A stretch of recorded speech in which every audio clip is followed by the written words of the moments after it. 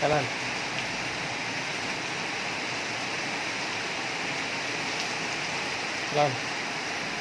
ทำอะไรลูก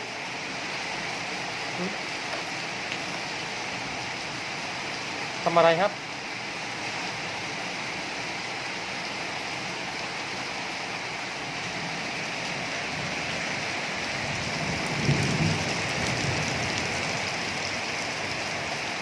ใครเนี่ย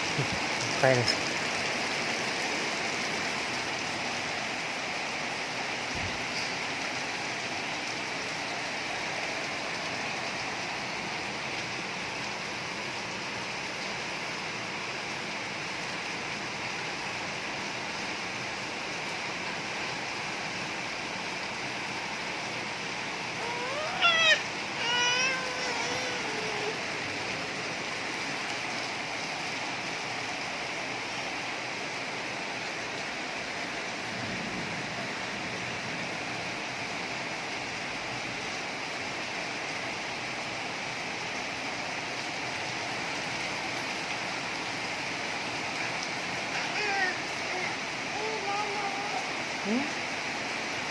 อะไรลูกเ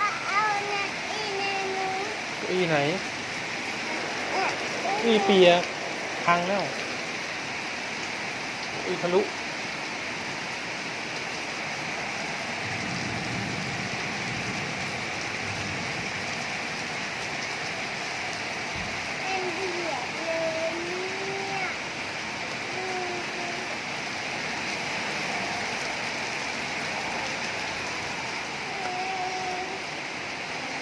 หนีบมือนะครับ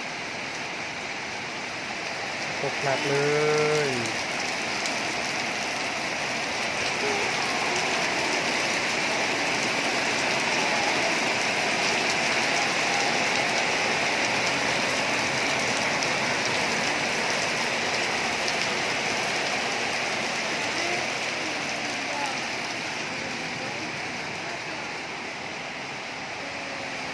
ร้องเพลงอะไร